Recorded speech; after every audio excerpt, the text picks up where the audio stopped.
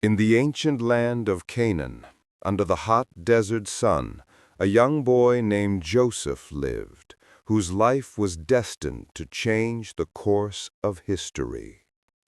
Joseph, the 11th son of Jacob, stood out in his family not only because of his bright spirit, but also due to his father's deep affection for him. Jacob, in his love for Joseph, made him a coat of many colors, a sign of his special place in his father's heart. This favoritism ignited jealousy and hatred among Joseph's brothers, setting the stage for a story that would take Joseph from the heights of favor to the depths of betrayal, and ultimately to unimaginable greatness. His story, filled with dreams, betrayal, trials, and triumph, is one of the most profound narratives of faith, forgiveness, and destiny. Joseph's journey is not merely one of personal rise, but also a reflection of God's divine plan unfolding, one step at a time. From a young boy with lofty dreams to a man who would stand before Pharaoh, Joseph's story is about how dreams, no matter how impossible they may seem, have the power to shape the course of one's life when they are anchored in faith and perseverance. His journey wasn't just about achieving greatness, it was about enduring hardship, overcoming adversity, and ultimately understanding that God's purposes often unfold in the most unexpected ways. Joseph's life, from betrayal by his brothers to his eventual rise as second in command in Egypt, stands as a timeless testament to the resilience of the human spirit when guided by divine providence. In this narrative, we explore not just his dreams, but the remarkable journey from suffering to triumph that God had designed for him. Joseph's story truly begins with his dreams, dreams that would set him apart and stir the hearts of those around him. As the son of Jacob, Joseph was already favored above his brothers, but it was his dreams that would make him even more of an outcast in their eyes. One day, Joseph excitedly shared with his brothers the first of his dreams. In this vision, Joseph saw himself and his brothers out in the field, binding sheaves of grain. As he stood, his sheaf suddenly rose up and stood upright, while the sheaves of his brothers gathered around and bowed down to his. The dream was clear in its implication. Joseph would rise to a position of authority, and his brothers would eventually bow before him. His brothers, already harboring resentment due to his father's favoritism, were not pleased. They mocked him, unable to see beyond their jealousy, asking, "Shalt thou indeed reign over us, or shalt thou indeed have dominion over us?" Their contempt grew as they saw Joseph's dreams as a challenge to their own status, and they became even more determined to see him fall. But Joseph, undeterred, had another dream to share, one even more bold than the first. This time, he dreamt of the sun, the moon, and 11 stars bowing down to him. The symbolism was unmistakable. His father, mother, and brothers would all bow before him. Even Jacob, though perplexed, rebuked Joseph for speaking such words. Yet deep in his heart, Jacob could not dismiss the dream entirely. He pondered its meaning, wondering if there was something more to Joseph's visions than mere youthful imagination. Joseph's brothers, however, were not so understanding. Their jealousy and anger only deepened, and they began to see their brother not as a sibling, but as a threat to their place within the family. Little did they know, these dreams were not just figments of Joseph's imagination. They were part of a divine plan that would unfold in ways none of them could foresee. What began as a series of dreams would soon set the course for Joseph's life, a path that would take him from being a favored son to a helpless prisoner, and eventually to a leader who would save not only his family, but the entire nation of Egypt. But first, betrayal would take its painful toll, and Joseph would learn that the path to greatness is often paved with suffering. As Joseph's brothers' resentment continued to grow, the stage was set for a moment of betrayal that would alter Joseph's life forever. One day, Jacob sent Joseph to check on his brothers who were tending the family's flocks far from home in the fields of Shechem. Unbeknownst to Jacob, this would be the last time he would send his son on such an innocent errand. When Joseph's brothers saw him from a distance, wearing his coat of many colors, they were filled with malice. The sight of the coat only intensified their hatred, as it reminded them of their father's preferential treatment. They saw an opportunity to rid themselves of Joseph once and for all, to eliminate the one who seemed to think himself superior because of his dreams and his father's love. In a cruel twist of fate, the brothers first plotted to kill Joseph. "Let us slay him and cast him into some pit," they schemed, "and we will say, 'Some evil beast hath devoured him.'" Their plan was cold and ruthless. By eliminating Joseph, they could erase any trace of his dreams and return to their lives without the threat of his rise. But Reuben, the eldest, intervened. He did not want to kill Joseph and suggested they throw him into a pit, intending to later rescue him. However, before Reuben could act, the other brothers, driven by their anger and jealousy, moved forward with a different plan. As Joseph approached them, unsuspecting of their intentions, they stripped him of his treasured coat and threw him into a deep, empty cistern. With Joseph trapped in the pit, the brothers sat down to eat their meal, indifferent to the pain they had just caused. It was at this moment that a caravan of Ishmaelites traveling to Egypt came into view. Judah, always calculating, saw an opportunity for profit. Rather than leave Joseph to die in the pit, Judah suggested they sell him to the traders. "What profit is there if we slay our brother and conceal his blood?" Judah reasoned. The brothers agreed, and Joseph was sold for 20 pieces of silver, a sum that would forever mark the price of his betrayal. The brothers then concocted a lie to deceive their father. They took Joseph's coat, dipped it in goat's blood, and presented it to Jacob, leading him to believe that Joseph had been killed by a wild animal. Jacob, overcome with grief, mourned the loss of his son. "I will go down into the grave unto my son mourning," he declared. His sorrow was deep, and he refused to be comforted. Little did Jacob know, his son was alive, trapped in a foreign land, beginning a journey that would eventually bring him to greatness. The brothers had hoped to rid themselves of Joseph, but in doing so, they unknowingly set in motion a series of events that would bring their family face to face with Joseph's dreams, fulfilling them in ways they could never have imagined. Though Joseph's brothers believed their betrayal had sealed his fate, they could not have been further from the truth. While they thought they had rid themselves of Joseph, the young man's journey was far from over. In Egypt, Joseph was sold to Potiphar, an officer of Pharaoh and captain of the guard. There, Joseph's fortunes began to shift. Despite the circumstances of his arrival, the Lord was with Joseph, and he found favor in the eyes of his Egyptian master. Potiphar recognized Joseph's abilities and soon made him overseer of his household, entrusting him with everything he had. The Bible tells us that the Lord blessed the Egyptian's house for Joseph's sake, and as a result, Potiphar's household prospered under Joseph's care. Yet even in the midst of success, Joseph's integrity was tested. Potiphar's wife, struck by Joseph's good looks and charm, tried to seduce him. Day after day she urged him to lie with her, but Joseph remained steadfast in his refusal. "How then can I do this great wickedness and sin against God?" he replied, rejecting her advances. His commitment to righteousness was unwavering, even when it seemed that yielding might be the easiest path. But Potiphar's wife, scorned by his rejection, accused Joseph of attempting to assault her. Her lies were convincing, and Potiphar, enraged by the allegations, had Joseph thrown into prison.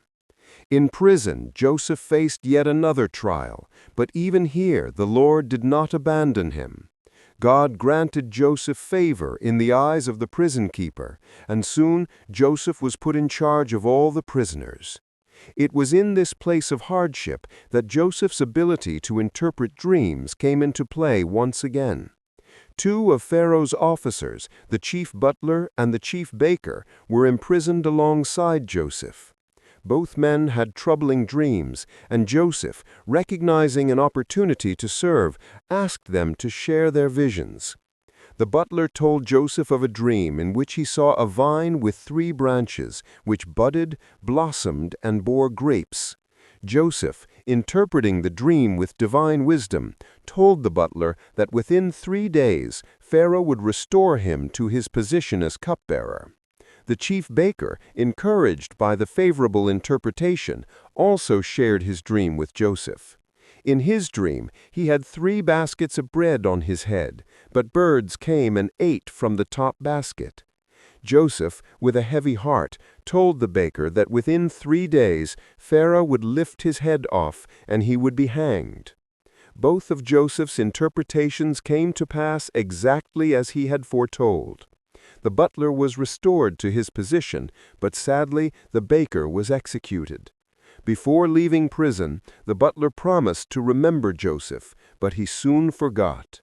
The dreamer's journey was far from over, but the pieces were slowly falling into place, all in God's perfect timing. 2 years passed, and Joseph's time in prison continued, but his faith in God's plan never wavered.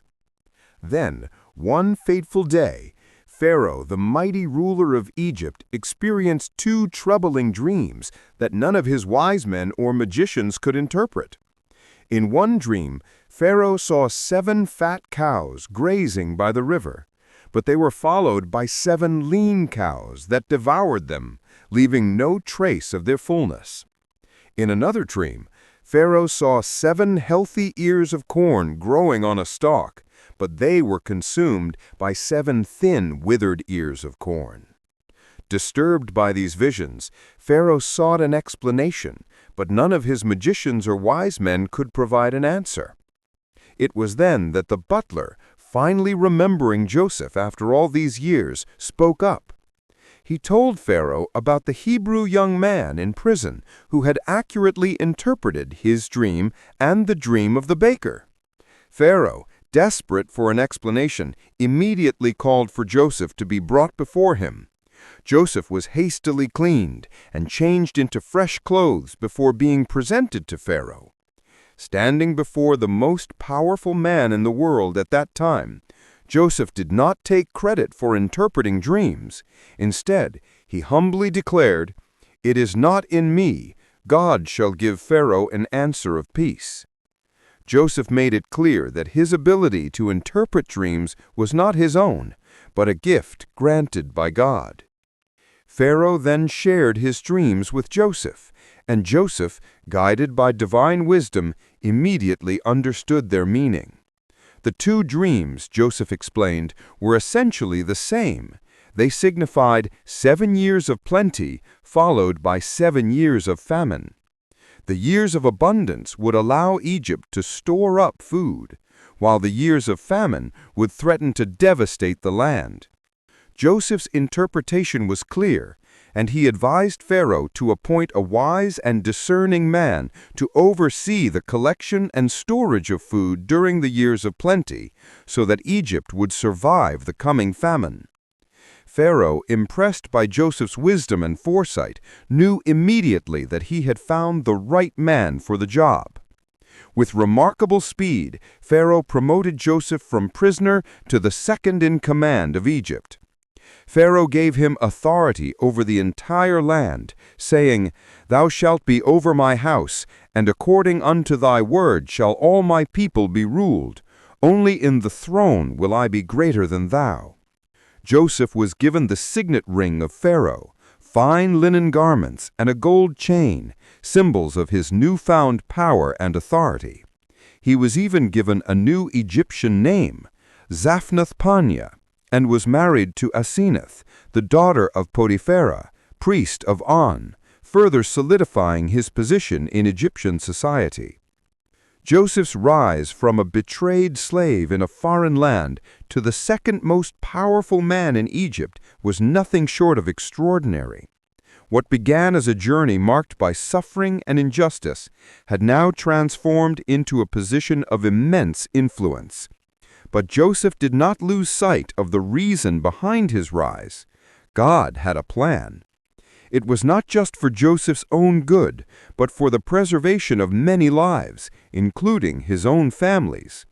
And though Joseph's dreams were coming true, the journey was far from over. The famine was just beginning, and soon Joseph's brothers, who once mocked him, would find themselves at his mercy. The fulfillment of his dreams was not just a matter of power, but of divine purpose. As the 7 years of plenty came to a close, Egypt, under Joseph's wise management, had amassed an enormous stockpile of grain. The entire region flourished during these years, with Joseph overseeing the distribution and ensuring that Egypt was ready for the upcoming famine. But as the predicted years of famine began to unfold, not only did Egypt suffer, but surrounding lands faced the same devastating hunger. Word quickly spread that Egypt had grain to sell, and people from all over came to buy food. It was during this time that Joseph's brothers, living in Canaan, found themselves facing the harsh reality of the famine. As their food supplies dwindled, Jacob, their father, heard that there was grain in Egypt. Desperate to save his family, he sent 10 of his sons to Egypt to buy food, but he kept Benjamin, his youngest and only remaining son from his beloved Rachel, at home. The brothers made their way to Egypt, unaware that the brother they had betrayed years before was now the man in charge of the grain supply. When Joseph saw his brothers approaching, he immediately recognized them, but they did not recognize him. Dressed in Egyptian attire, speaking through an interpreter, and with years of distance between them, they failed to see the young man they had once betrayed standing before them. Joseph, however, remembered the dreams he had shared with them all those years ago, the dreams where they had bowed down to him. In that moment, the full weight of his dreams came crashing into reality.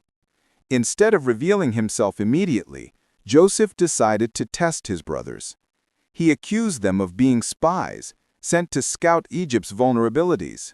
The brothers, frightened and confused, denied the accusation, insisting that they were simply there to buy food. Joseph pressed them, but they stood firm, explaining that they were the sons of one man, that they had a younger brother back home, and that their father was still alive. Joseph, now seeing that his brothers were not the same men who had sold him into slavery, devised a plan to test their sincerity.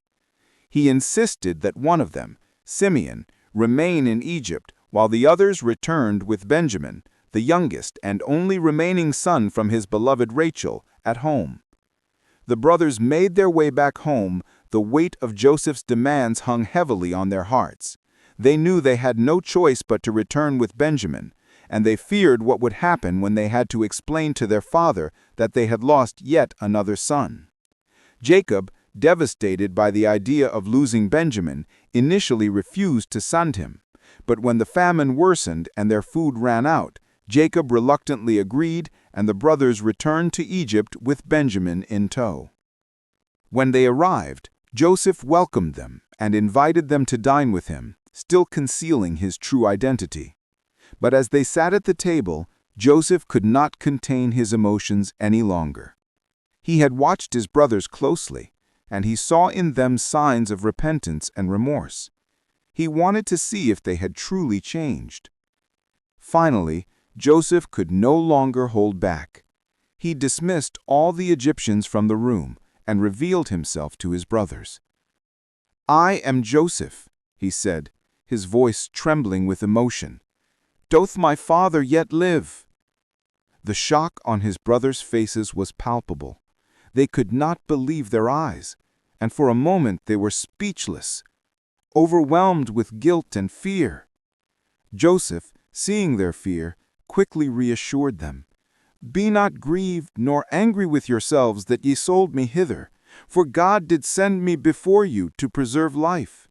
He explained that the entire chain of events, his betrayal, his suffering, and his rise to power, had been part of God's plan to save not only Egypt, but also his own family from starvation.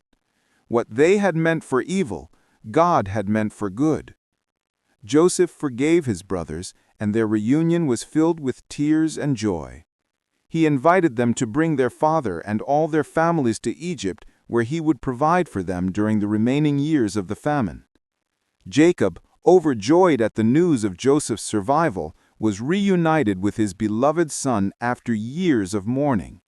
The family moved to the land of Goshen, where they were settled and prospered under Joseph's care.